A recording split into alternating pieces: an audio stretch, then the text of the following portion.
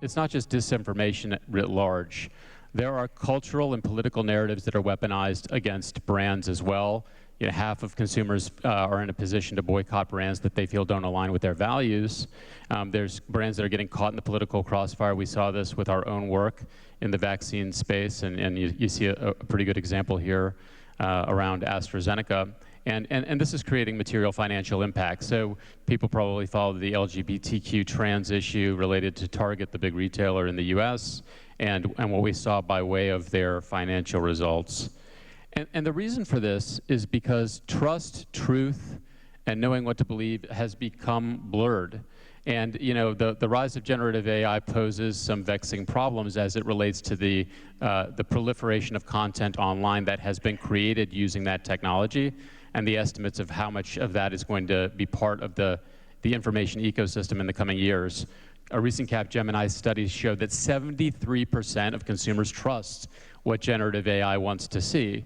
And the likelihood that you know, or the predisposition for people to spread false news at a much more aggressive rate than they spread truth becomes a big concern for us as well. We're a big fan of quotes, and this is one of my favorites, and was really a big instigator around some of the work that we're doing at BCW and Limbik to address this. But this idea that the age of anxiety is in great part the result of trying to do today's jobs with yesterday's tools. We've seen the fast acceleration of where the technology is going, and every sector is struggling to keep pace with the technology itself, whether it's on the policy side or otherwise. So we're going to go ahead and start our discussion against that backdrop around how cognitive AI can promote and protect organizations and brands against weaponized information. I'm going to turn it over to my colleague, Mayze, who will be our moderator today.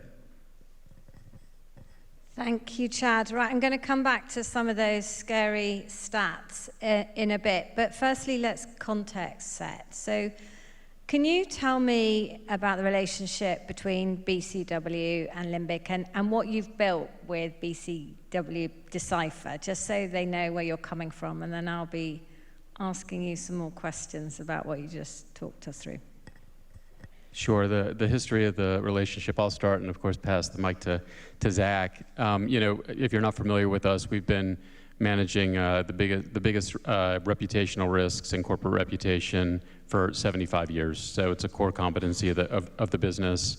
I'm responsible for innovation there. We began our innovation activity in 2018, working on developing an AI-powered solution that helped improve health outcomes for our patients managing asthma, in fact.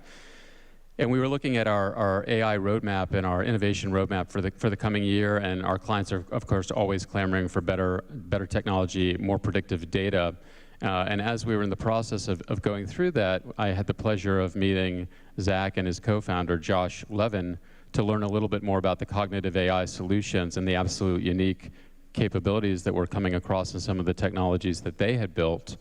And we saw a real opportunity, particularly as we head into a very sort of tumultuous year, backdrop of a lot of uncertainty, whether that's economic, political, social, or otherwise, to make this type of technology and solution available to our clients. And so really at that point, we made the decision to come together. So, you know, for us, it was the marketplace signals around the uncertainty and the need to be able to predict outcomes as it relates to virality and believability, but then of course, you know, wanting to make sure that we were partnering up with an organization that was really bringing groundbreaking technology solutions to the fore. Appreciate that, Chad. And it's great to be here with all of you today. Just to add to that, slightly different perspective, which, you know, brought us as a much smaller organization than BCW to want to pursue a partnership, and fortunately there was the opportunity to do so. We started, and I'll get into this in a little bit later, how the methodology really evolved, but most of our work 2019 to last year was primarily focused with the government and NGOs, and we realized through that work that really the biggest vulnerability sort of outside of societal implications of weaponized information was really the private sector. So we started working with some of the biggest brands in the world, and coming in as really an insights provider, our assumption was we could provide the insights, say here's something that you should be concerned about. If you were going to develop some counter messaging, we can help make sure that that's going to resonate with vulnerable audiences.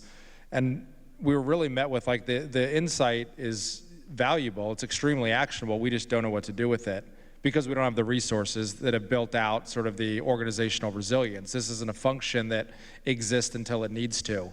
So that was really like an aha moment for us, again, at these companies that we assumed because they have huge global communications teams, they outsource to a ton of different agencies globally, that these capacities would exist. They don't in a lot of organizations. So we really saw an opportunity to go after an organization like BCW, WPP that is doing very forward things, the best in the world at what they do, and bring together the technology and the methodology that can really help identify, prioritize, and combat weaponized information with the people and the capabilities and the experience to actually do something about it effectively. Yeah, we'll talk a little bit about some of the work and some of the organizations that Limbik had been working with, but we were very impressed with how advanced those solutions were. So it was good marriage. Because you'll have noticed we're doing this slightly awkward sharing one microphone between us, I will be bundling my questions, so I hope that's all right, you guys. I'd like some clarity on some definitions, please, because I think particularly around AI, I used to see it in the digital sphere, I certainly see it in data, but things all get bundled in one. So first two definitions, please, Zach. So I'd like similarities and differences where possible between disinformation and misinformation. And then you talked about cognitive AI, and I'd like that deconstructed in the context of generative AI, please. And now we just do pass the parcel and the music stops with him, okay? Yeah, very good questions, Di. I'm going to give very simple definitions, can obviously expand on it, but I'll preface this with two things. One, I really don't like the term mis or disinformation. I think they've been politicized and even weaponized. And really, I mean, everybody's aware, because we're all experiencing it, the world we live in, fake news to one or disinformation to one is truth to another. But to answer the question, it's really about intent. Misinformation, disinformation by definition are both false. Disinformation is false information created with the intent to harm, whereas misinformation is not. The second thing I was going to preface, I should have said before that definition, a lot of what we're probably going to talk about may seem like we don't think truth is important. That's not the case, it absolutely is. But we're just sort of reacting to the world that we live in where truth has really become subjective. But I do believe it's critically important, and a lot of, if not everything we're trying to do is build back to where there is sort of a shared source of truth. The second one, generative AI and cognitive AI, the way we think about it, or I'll just speak for myself, the way I think about it, again, in sort of very simplified terms, generative AI is automating tasks that we as people can do and really making them better, faster, and cheaper. And we can put that into sort of a weaponized information context as well. But cognitive AI is, and what we're doing at Limbik is trying to simulate how people think. So if you think about a generative AI and a cognitive AI layer, I'm going to use ChatGPT to create some messaging. But before putting it out into the world, I want to know how are people going to respond to it? Is it going to resonate with its intended audience? So that's where this idea of cognitive AI can layer on, and we can essentially develop probabilistic forecasts to say what's the likelihood that a given population in the UK or the US or China is actually going to believe that messaging.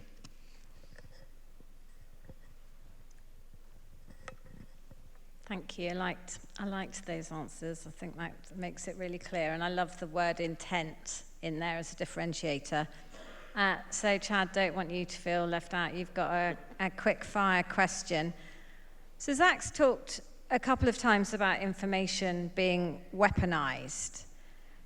And now we know the difference between disinformation and misinformation. So do you think information can be weaponized against a brand without it being considered disinformation or misinformation? I think the short answer to that is absolutely, and I think we've seen how big brands, we work with some of the biggest brands in the world, are drawn into culture wars. Big brands can become big magnets in terms of attracting attention, public attention, media attention, and so oftentimes, we'll see a large CPG company be mentioned by a fairly prominent public figure simply by trying to expand the reach of whatever narrative is being pushed in that instance. In some of the cases that we've seen as it relates to some of the tensions on the cultural front, regardless of how you feel some brands have handled these situations, obviously there were a number of highly publicized examples of that this year, Bud Light, Target, a few others. Regardless of how you felt like they handled that situation, there were certain parties on certain sides of certain ideologies that were inclined to try to weaponize narratives against the brand and use the brand to further their own agenda. So, kind of the answer to that is, it doesn't have to be disinformation or misinformation to be weaponized against a brand or a population or an organization. Thank you, and I really like the examples you gave there. Totally brings it to life. Now, promise not to forget about those terrible, sobering stats that you showed us earlier. So, I mean, my goodness, in a world where there's a lack of trust, there's a lack of faith, looking at elections and the polarization in the world, how can brands participate or not? I can understand, I do a lot of consultancy with brands on there may be a default, I don't want to participate in this, particularly if any of our messaging could be construed as political or social. So there's no guarantee of safety anyway, as you've just explained. You can be weaponized even if you're not a victim of misinformation or disinformation. But what are your thoughts on how brands and companies can play in this space, given the ecosystem and the world that you talked about at the beginning of this? Yeah, it's a great question, and brand safety has come up in a number of different topics. As we know in the communications and marketing world, it's something that's been at the forefront of brands' minds and agencies' minds for some time. I think you raise an interesting point about the polarization of main topics of publics, and there really is actually I don't think in that respect no entirely safe space.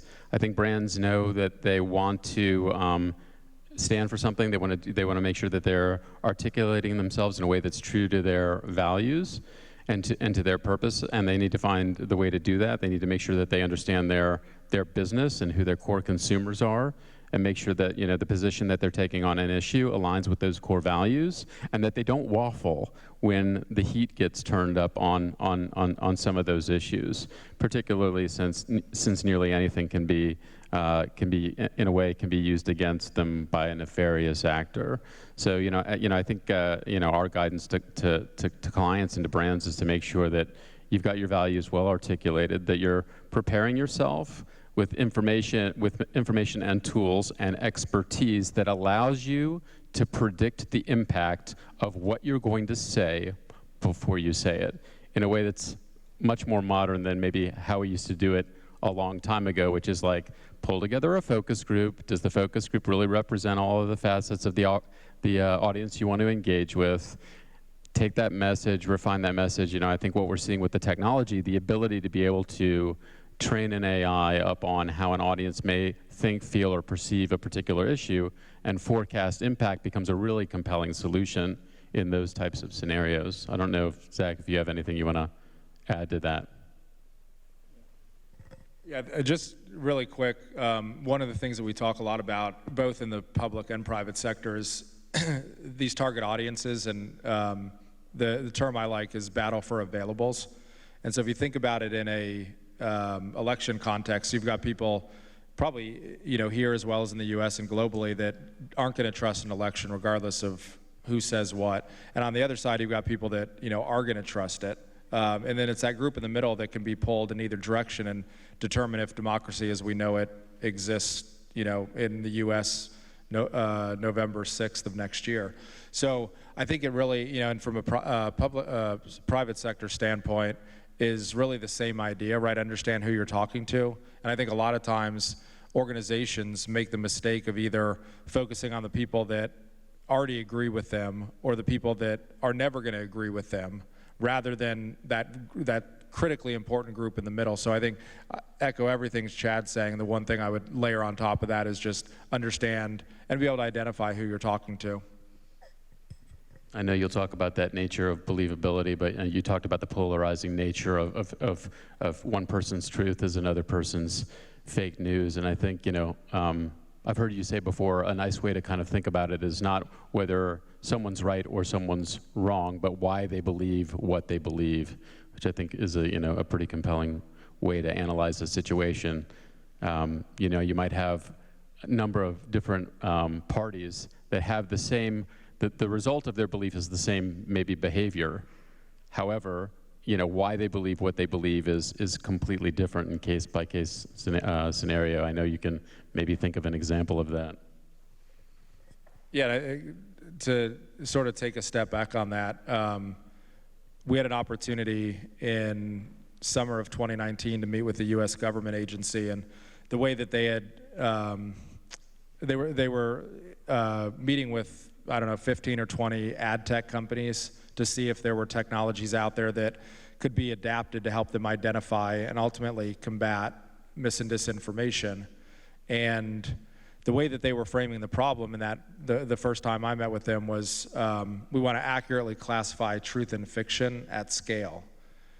And I, sort of looked at them and said, one, technically really challenging, if not impossible. And two, it's going to require an arbiter of truth, and I don't feel comfortable with the government in that role. So we sort of took a step back and said, what if instead of looking at this as a problem around truth and fiction, we looked at it as one of believability? And to Chad's point, if you can understand and quantify what people believe, why they believe it, you have an opportunity to predict it. And what we've seen, and there's a ton of examples, probably at least stateside, one of the more recent and recognizable ones was before Russia invaded Ukraine. President Biden came out and basically said, these are the narratives that you're going to hear to justify this invasion if and when it happens. And the strategy behind that was best defense is often a good offense, right? Kind of take the wind out of the sails of these narratives, so when people hear them, they're saying, okay, that's probably not true because somebody had told me it's not true previously. But in order to be predictive, in order to be proactive, you've got to be accurately predictive. So really when we looked at, and this conference has been incredible, the speakers today, especially on the generative AI side, it's fascinating all the innovation that's happening, and there's a lot of similarities, right? But it comes down to what data are you using, what models are you using, and ultimately our objective is to say, can we quantify what people believe and why they believe it, and do that accurately and with enough scale that we can predict it, so we give the U.S. government or a private sector organization the opportunity to be effectively proactive when there's the level of risk that we're living with today online. Thank you. I really like that idea of believability, because I want to pick you up on something you said a bit earlier, and it was in your presentation too, Zach. So you talked about a post-factual world, which made me a bit sad. I don't know about you. If you weren't sad enough sitting on these chairs all afternoon, that may make you a bit sad.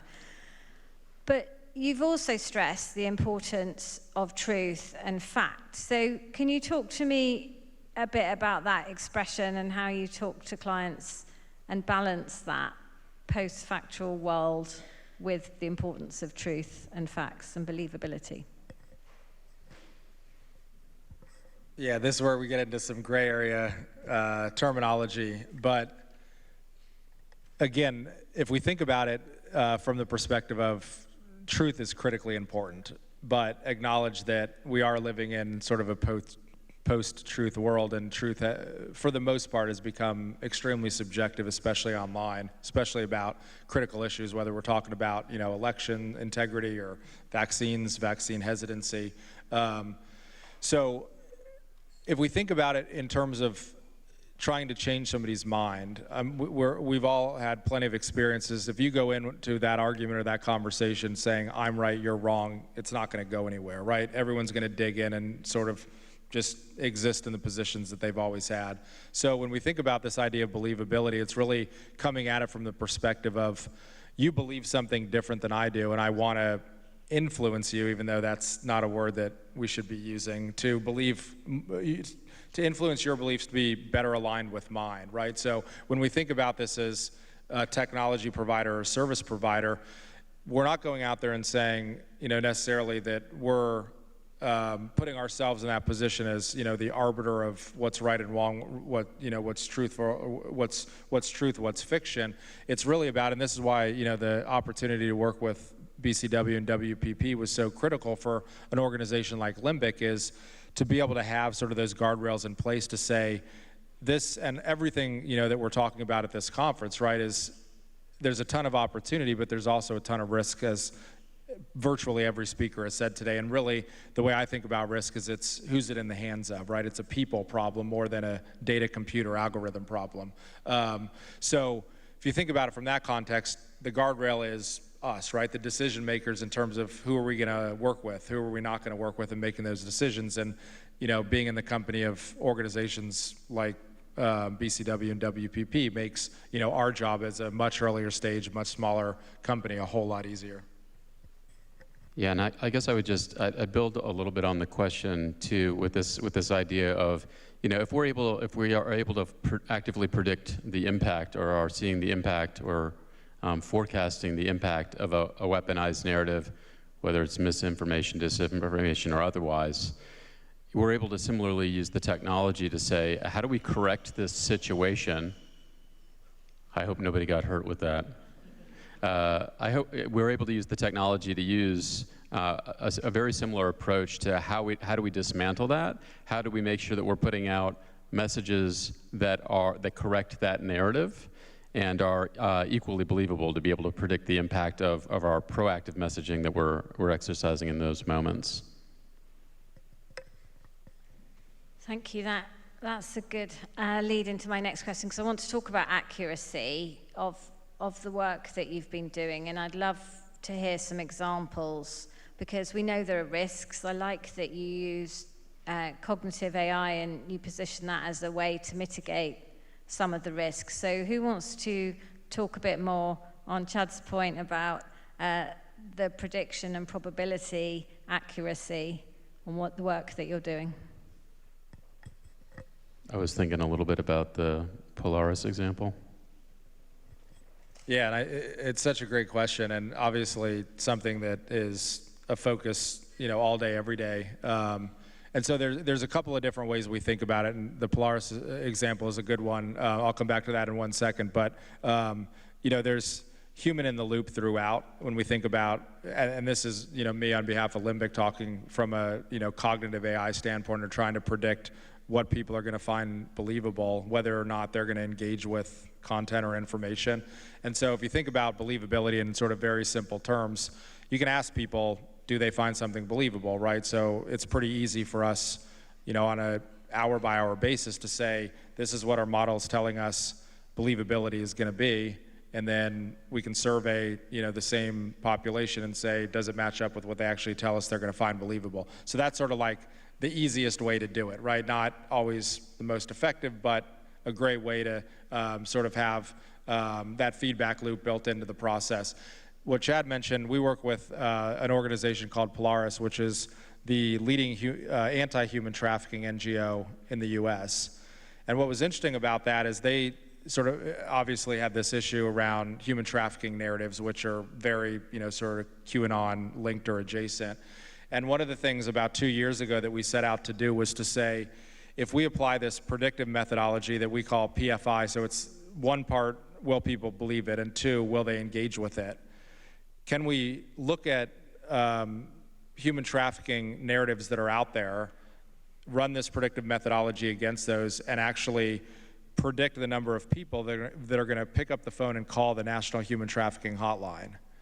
And so for the last probably, I don't know, year and a half, almost 2 years, we found that looking at human trafficking narratives predictively is actually a very accurate leading indicator of people calling the National Human Trafficking Hotline. So not only is that great validation, right, in terms of the accuracy of this stuff, but this is critical infrastructure. It's funded by the US government, this hotline.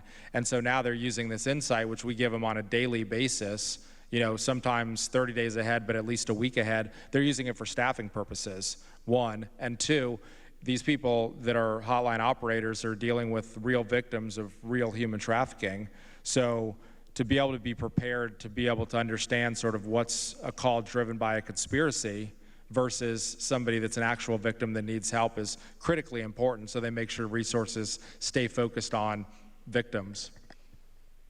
Yeah, and I think for us, it was that level of predictive accuracy. I think the models up into this point, as it relates to things like, I think believability is absolutely unique, but the models that have existed up to this point around virality were very simplistic in nature. You know, if something had 100 interactions in the first hour and 200 interactions in the second hour, it was a linear extrapolation model. Oh, it would say, oh, this thing's gonna go viral because it's gonna have 400 interactions in the fourth hour. And we know that that's actually not how information is spread online, particularly if bad actors are using bot technology, or if you reference the stat that I mentioned earlier on about the likelihood of humans to spread misinformation and falsehoods faster than they spread the truth. So, you know, I think for us, as we were beginning to lay down solutions for our clients, you know, that level of accuracy and some of the analogs that we saw coming out of the Limbik business for us was very compelling. If we could turn that level of intelligence to the private sector against the risks that they're dealing with, it, you know, could show very significant gains. And in some cases, you know, it's not just about the predictability around something that might compromise reputation. There may be real operational risks that fall out of how that information gets spread. And so, you know, it can become very material to the business. I think that's a fantastic example because there's such a practical next step on the work that you're doing on where to allocate resources. And I think you're right, Chad. I think to move that in the private sector, that's totally transferable. Now, I think we've had enough of doom and gloom. Not that that story was doom and gloom, but, you know, let's stop talking about risk for 5 minutes. Can we talk about some good stuff and using this technology? So I'm going to use your words. You talk about headwinds and tailwinds. And so if a brand's got good reputation or really positive messaging, what do you say to them? And tell us some work that you're doing with those use cases. So, you know, we build measurement frameworks for a lot of our clients in terms of really how to qualify or quantify the level of interest, engagement, risk, opportunity as it relates to key issues that their businesses are dealing with. And you can think about this, you know, the way that we talk about it is headwinds and tailwinds. So you may have an issue like sustainability, which could present some level of concern or risk or focus for an organization. However, of course, if they're on the forefront from the vantage point of their operations, they've decarbonized the business. They're doing things to address issues around plastic waste. You know, a headwinds issue could turn into a tailwinds opportunity because invariably their stakeholders are going to hold them accountable to delivering on their commitments. And so they want to make sure that when they share that news and share that information out to the world, it's going to address the issues and the concerns that maybe their stakeholder audiences would have. And so one of the things that we are doing in the technology and in the platform is tracking 20 of the biggest macro trends impacting global businesses. And that's everything around sustainability, diversity, equity, and inclusion, global economy, supply chain. And we're very carefully monitoring the impact with a predictive layer in terms of what's going to be generating the greatest impact on those issues relative to each other, but then we put that through the lens of the brands that we're working for as well. So if a particular brand is also evaluating their competitive set, they're concerned about a topic or an issue like sustainability and or plastic waste, we're monitoring and evaluating the level of and predicting the level of engagement that would otherwise get to sort of say, hey, we've been doing some great things in this area. We think that there's an opportunity to tell that story. I don't know if you want to build on that at all. Yeah, what's that? I'm just going to echo what you're saying. Yeah,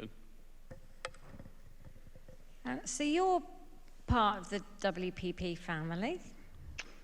Yet your approach to AI and the technologies that you're using is quite different. So if I were just to talk a couple of minutes about my role's about democratizing data safely across 109,000 people, run a data and AI community that's got 3,000 people in it.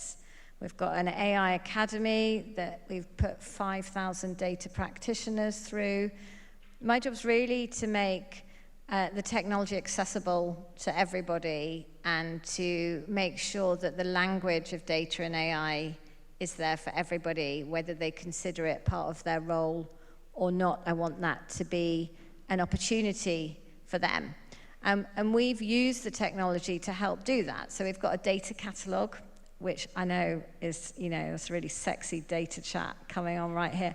But I've said to my team, what would you do to make a data catalog, a catalog that someone might want to read, and that you really understand the data, and that you really understand what's going on in that data set, how it's structured, what you can do with it, and then we've built a data genie on top of it, which we then used our own instance of GPT that you can ask the genie questions, and it tells you what data set we've got that's available. So that's the kind of work that we're doing centrally, and obviously you've probably seen loads of campaigns that we do at WPP in the creative sphere. 1 in 3 ads is a WPP ad. We've been doing generative AI in our ads since 2016. And, I work with your crowd. We participate together, but I know, and it's one of the reasons that I'm delighted to be here with you, is that actually your approach to it is really different because of the nature of your agency. So can you talk us through some different use cases and how you're working with technology?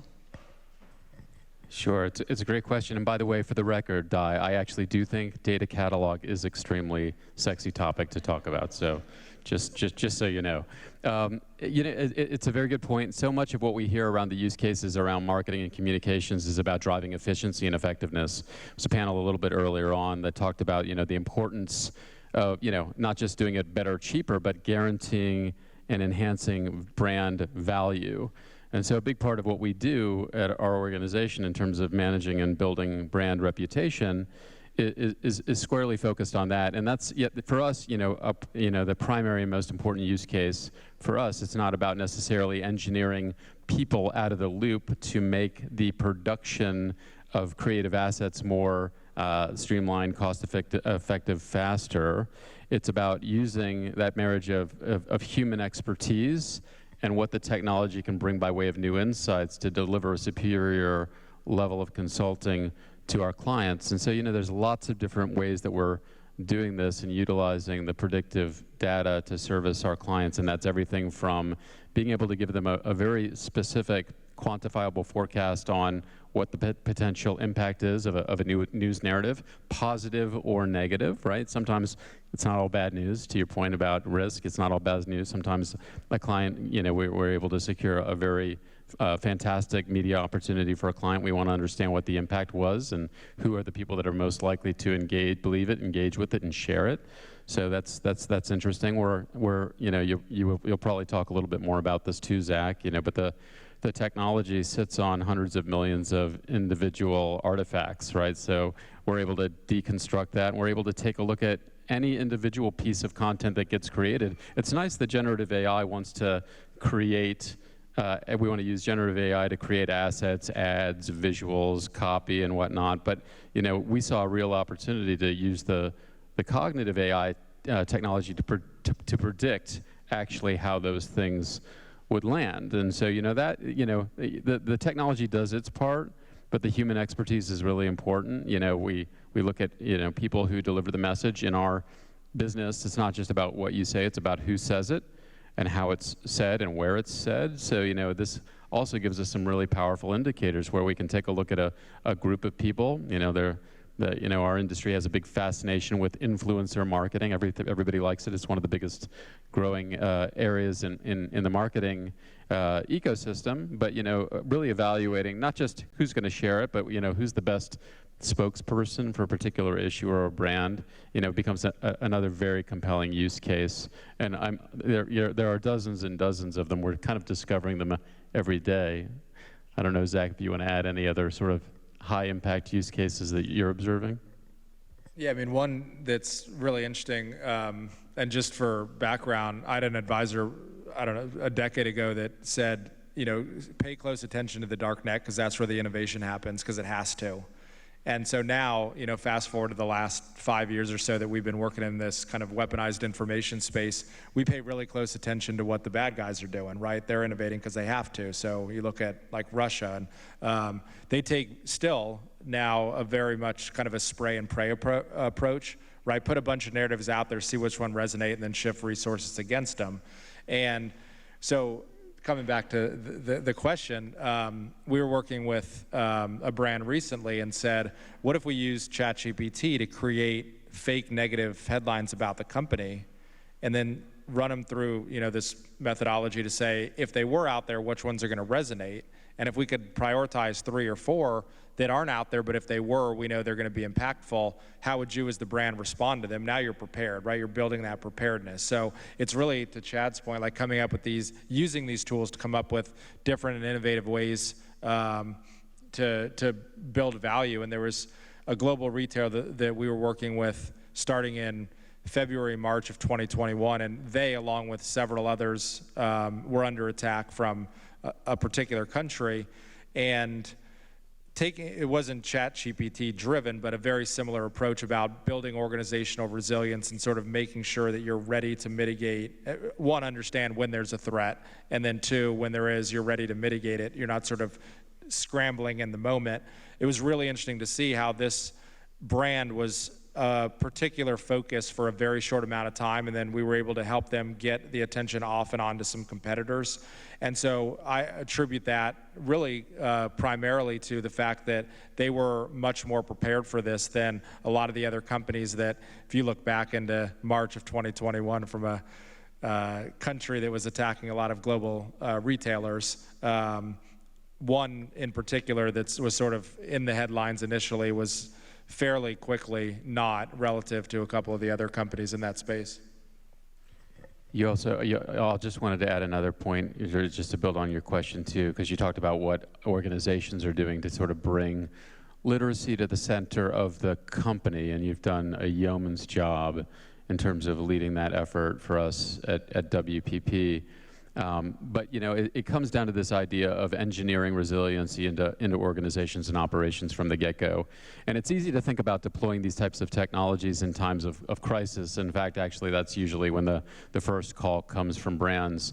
But you know, when you can see the capacity to leverage some of this predictive data in an ongoing way, you know, a lot of what we're doing lately has to do with consulting on digital transformation of organizations. How do we bring better data, smarter data, the newest technologies as it relates to generative AI and some of our cognitive AI solutions to the center of the business, so that it's not something that's used only in the context of operational risk and response, but it's actually part of the ongoing strategy for building and managing their communications programs and reputation in the long term. So it's, you know, there has to be a level of commitment, I think, at the organizational level to bringing it to the center, whether that's through education, organizational design, IT infrastructure. There was a number of themes that were kind of going around today, which is how generative AI is bringing together at the organizational level or at the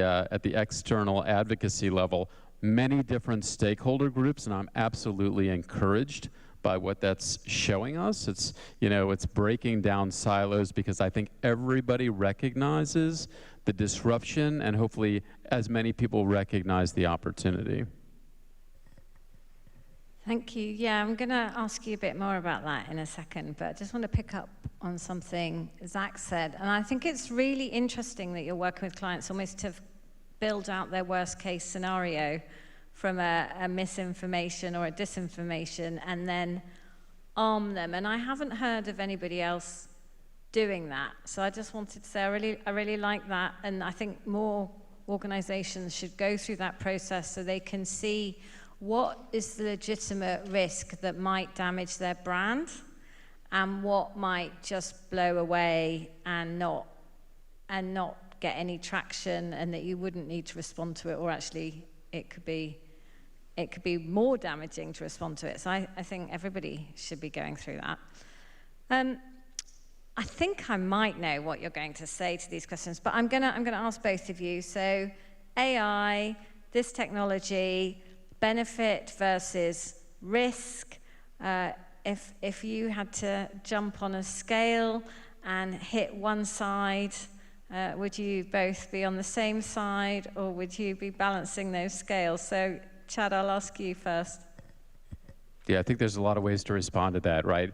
The benefit for managing the risk, actually, as it may be in the case of the subject of our conversation today. Now, I mean, I'm in the innovation space. I'm responsible for that at the agency, and from our point of view, we're leaning way harder into the benefit and opportunity. I think another theme that I was hearing over the course of the conference is we have to be proactive on this, because otherwise it will happen to us. I think the risk is that the technology outpaces the ability to appropriately regulate or otherwise, or put down the guardrails and the governance that organizations need to have. I think we did a pretty good job spelling out what we think some of the risk factors are for us as a society going forward with some of this technology. And we'll expect, or I'll just say a personal concern of mine is that we see the further fracturing of publics and public opinion in a way that interrupts progress for humankind. But at the same time, I heard a number of good examples today where actually generative AI can actually be used to increase the level of understanding of groups across the globe. So, to kind of bring it back to something that Zach said a little bit earlier on, it's all about intent, right? It's all about intent of what we intend to use it for, whose hands does the technology fall into, and I think we all have a pretty big responsibility. I mean, we're all here because we believe this. I think we have a pretty big responsibility for that. Yeah, I would agree. I think there's a ton of opportunity, well, a lot more opportunity than risk, but that doesn't mean that there's not significant risk. And I mentioned it earlier, but I think the White House put out a national cyber policy several months ago, and they were talking about data compute and algorithms where you have risk. And we, with the contact, spent a lot of time talking about the people aspect of that, which ended up not being included as explicitly, but that's where I see the risk, especially when you put these tools in the hands of people that have nefarious intent. One thing that's interesting, and this sort of goes back to the last question and your last point, Di, and again, I'm probably oversimplifying this, but when I think about sort of what we can do about this online world that we're living in or living with, I break it down to 5 things. And I think one, we can sort of wait around for government policy, and it needs to happen, it should happen, but as a bunch of people earlier today brought up, it's slow. Similarly, we can wait for or hope for big tech to govern themselves or roll out new regulation to make the information environment better. Number 3, we can work with journalists and expose bad actors, report them to the social networks, et cetera. 4, and this was brought up 2 conversations ago with Chloe, education, right? Critically important, but it's generational. We're talking about educating, starting with the youngest people, that are ready to learn, and by the time that there's benefits of that, it's not going to be tomorrow. And the 5th one is compete. And so when we think about the role that we as individuals play, but the private sector, there's such an opportunity because a company is just a group of people, right? So if you can implement this stuff and get them to start thinking about proactively, do the education in a way that sort of has a brand, protect the brand focus, protect and promote, I think there's a huge opportunity, which really, unfortunately right now, is underutilized because companies don't care until they have to, versus thinking about this stuff much more proactively. And my personal view is similar to where kind of the trajectory that we saw with cybersecurity 15 or 20 years ago, this idea of information defense is on, on a similar trajectory. We're on the very front end of that hockey stick growth, and it's all going to depend on when organizations realize this is, a risk, and they're going to have to start investing in it either proactively or reactively. Yeah, I would just say for the number of billion-dollar unicorns we see out there, you'd like to hope that there's as much, well, we would like to see as much investment and capital on guaranteeing the integrity of the information ecosystem. That'd be nice, wouldn't it? Right, this is all going swimmingly, and we have a little bit of time for questions. So does anybody have a question for either of these two gents? Right, you, and then did you put your hand up? No? I won't make you ask a question. So gentleman at the front first, please. Hi, so you spoke about the ability to predict what will be believable or not be believable, and how audiences will interpret all this information. And then you also spoke about the importance of assessing the people who have the power to use these tools. Does it then suggest that at the end, once you develop a host of these tools and there's a lot of symmetry in the information available, that ultimately it's going to increase polarization, as we saw with ML techniques in social media platforms since 2012, 2013. So the Netflix documentary, The Social Dilemma, put it so perfectly that people who are tinted towards one way, their confirmation bias allows them to not really question the bits that they like, and they'll question the bits that they don't like. So is that the road that's going to lead if we develop these tools, and ultimately it just depends who's got the better tool and who can better prepare for the audience that they want to target? You have a thought on that? Yeah, probably. I mean, it does feel like that, kind of a race to the bottom. I think there's opportunities, and one thing we didn't really talk about today was, the messenger is as important as the message itself. So you could have great tools to optimize messaging, but if it's delivered by the wrong person or somebody that doesn't have trust or credibility, you're not changing anybody's mind.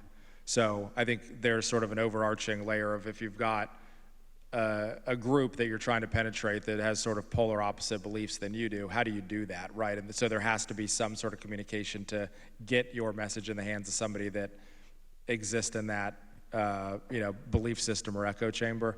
The other opportunity that I think we talk about a little bit is, and I guess it's derived from choosing who you're going to work with, and what messages you want to get out there. And so I think that there's a lot of responsibility in developing these tools and making sure that until there's policy in place that does have sort of better guardrails in place, that you're aligning with partners that have similar belief systems. And probably, and I told our team at a town hall a couple of days ago, we've got to get a lot better about saying no, because as these things get out there and there are opportunities, it's at times very difficult to say no. So sort of building those guardrails in place earlier on. And I would just it's just a slight build on what you were saying, which is a bit of the theme of what I'm seeing at the conference level is a multi-stakeholder, multi-interest approach to solving the problem. The whole idea of digital provenance, right? It becomes a component part of determining whether something is credible or not. If the information environment continues to degrade, and we're using our technology solution to assess that, well, it'll give us a relatively predictive read on the fact that the information ecosystem is continuing to degrade, whether it's what people believe or if that chasm continues to grow. It seems like many things are pretty binary at this point in terms of some of those topics and themes. But I think this isn't a matter. I think in this case we're pointing the technology at trying to address that problem for organizations rather than as an accelerant, if that makes sense. And so, I think everybody is really looking at this from a holistic collection of solutions, whether it's on the policy and guide rails side of things, where the technologies can be deployed for sort of the inverse effect, or the more sort of like the more positive effect. But it's a great question.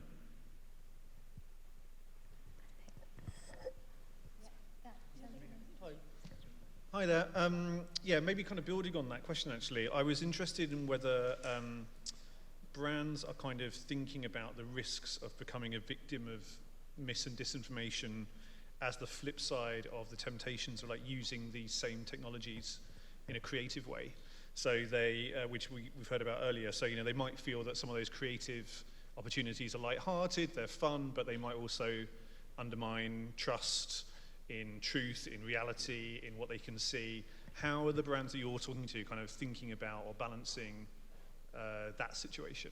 Yeah, so it's an excellent question. On the creative side of things, we're working with a lot of brands that are very enthusiastic about what generative AI can bring to the whole world of production. I think somebody had mentioned at one point, it's very difficult, just from a cost perspective, to scale the deployment to be representative of we talk a lot about diversity, to scale the deployment of creative campaigns to be truly reflective of global populations. The nice thing about the technology is you can do scaled production assuming your data set reflects an equitable distribution of the population. But I will tell you that also on the same side, we're having quite a number of big brands quite concerned about using the technology to fake things. Now, in some cases, it's as benign as, ooh, look at this cool new product that X, Y, and Z companies come up with. Of course, we have to very quickly debunk that no, it's not. Or maybe that might become a creative catalyst for actually doing something interesting by way of a collaboration with another brand or a partner. But we've also seen situations where, a bit of digital fakery on some of those objects calls the integrity of the company into question. And I'll just answer your question directly by saying, lots of brands are elevating that as being a fairly significant concern, especially if it's a company that's producing a lot of product that is sort of in the daily vernacular of people's life experience. I don't know if anybody wanted to build on that. Is that end? Oh, right, sorry. It's really interesting, like, where are these weaponized sort of information threats coming from? I mean, I can see how misinformation is going to be a big problem, how like a grassroots campaign against a company where people take exception to some company's political stance. Is that what we're talking about? And are there any examples that you can think of targeted disinformation campaigns against a corporate from, say, another corporate or a nation state? Is there anything like that actually happening? I'll answer that question. I'm sure Zach has an example too, but I mentioned earlier on that we did quite a lot of work during the pandemic. And there we had a landscape and a situation, global health situation, that was absolutely dire. And hopefully, many people in the room believe that getting a vaccine was going to be folks' best chance at stemming the tide as it related to the tragedy that we were seeing around loss of life.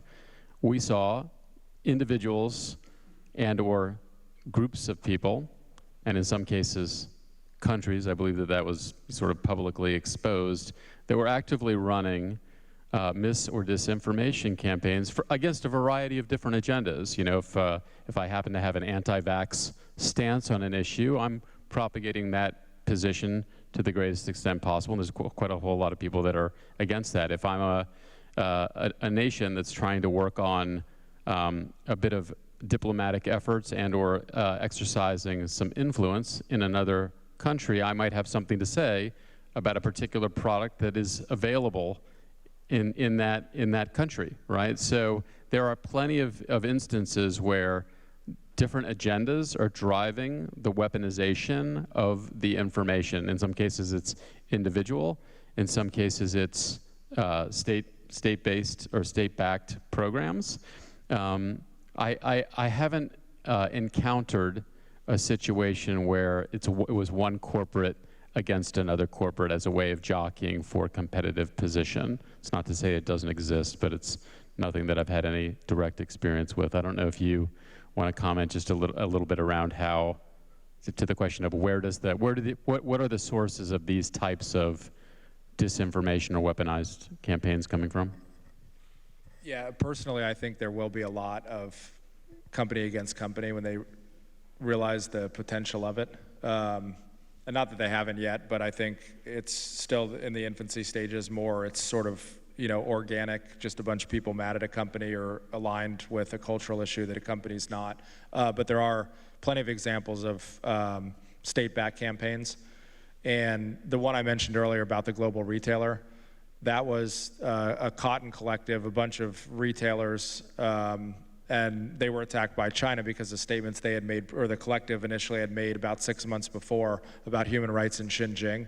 And it was a very sophisticated, multi-layered attack on these from, making claims about the organizations, so disinformation, and then taking them off of, map apps in China, e-commerce apps, right? So it was as sophisticated as one that I've seen. And I think the other interesting point that I'd make on that is we looked at a bunch of the content, and this was the 2016 election that had come out of the Internet Research Agency in Russia ahead of the election in 2016.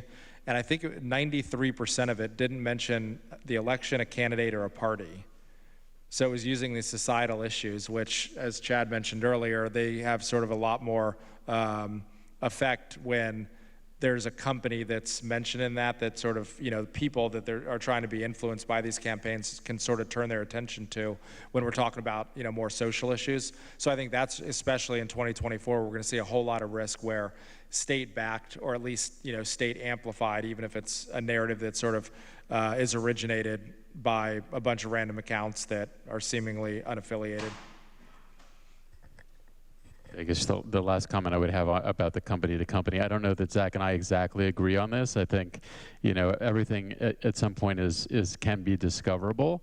And I think, brands can be famous for being a little bit cheeky about taking pokes at their competitors, and I think that might continue, and generative AI might be a tool to have that happen. But in terms of sort of active disinformation, one company against another company, I think, a lot of what we were talking about today around digital provenance and putting things on the blockchain and having real traceability on where some of this stuff is coming from, I think it would inhibit anybody's inclination to try to do something like that. I put my reputation management hat on for a second. I can imagine getting that call. Oh, we had somebody in our marketing department who thought it was a good idea. So, it's not to say it won't happen or can happen, but, I'd like to think that, certainly the brands that we work with, yeah. Thank you. I think that's a really good point to end on. So before we get on to the next keynote address, Chad and Zach, I'd just like to say thank you. It's been a thought-provoking, fascinating discussion. I think this is a watch this space, isn't it? And if you could all give Zach and Chad a round of applause, that'd be great.